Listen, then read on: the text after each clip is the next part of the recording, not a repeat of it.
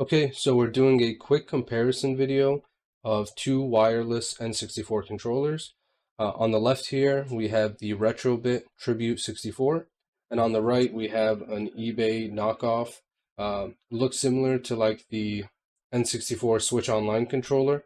I don't know the exact manufacturer of this. I see several different sellers selling this on eBay. So we'll go over price, build quality, ease of use, setting them up, the analog sticks, and finally the recommendation. The video will be timestamped if you want to just scroll to the end and see the recommendation. I do prefer this one, but we'll talk about why. So first off, the price. This RetroBit is the more expensive of the two. It's about $45. This one, I got this for around $30 to $35.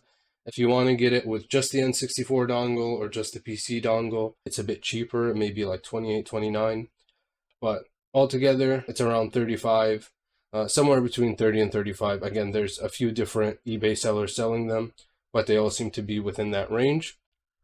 In terms of ease of use when setting them up, so with the RetroBit, you have to press, in order to initially pair it to your dongle, you have to press Start, Select, and right R, which I don't personally think is very intuitive. But you do that, and then you click your button on the dongle, and then they'll pair up. You really only have to do that, not once, but if you're switching between PC and N64, anytime you switch over, you'll have to do that. In terms of this guy, you really just, you press the reset button, it starts flashing, you hold the button on here, and then it'll pair up. These N64 dongles have their own sync buttons, they work in the same way. You just hold them, same as you would with the PC dongle. Now, one issue with the eBay controller, I stopped using this for a while, and then when I tried to set it back up on my PC, it wasn't working, and I wasn't sure why. I had to dig through eBay, through all the different sellers that sell this, until I found one that had an update file and an updater tool that I used to update the software before this would actually work again. So that's something to keep in mind. I will link that update file in the description. If you have one of these and it stopped working, that may be something to try.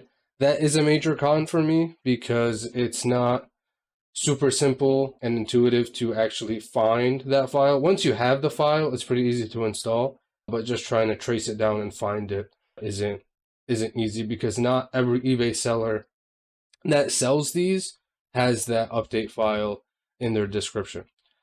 Now, moving on, the big one for me was the analog sticks. So I actually bought this controller first, and I was very excited for it, and I tried really hard to like it, but the analog stick is what made me end up purchasing another controller.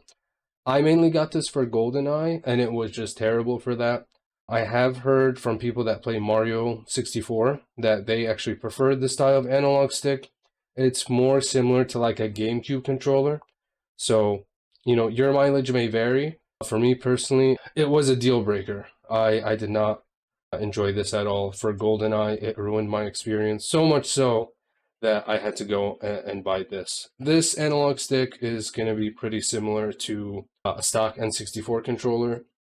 I do have an original N64 controller, but it is pretty old and the analog stick is kind of broken.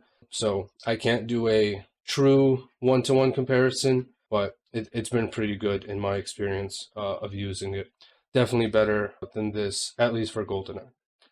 So my final recommendation, I would definitely go with this one. Even though it's cheaper, the build quality does seem better. This one's lighter, not in a good way, in my opinion. You may prefer that it's lighter. It's very small. I was expecting it to be a lot bigger, but it feels very small.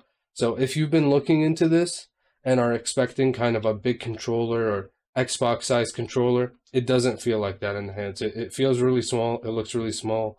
It kind of looks cute in a way. This one feels like what you remember an N64 controller feeling like. And overall, I just had a much better experience using this one over this one.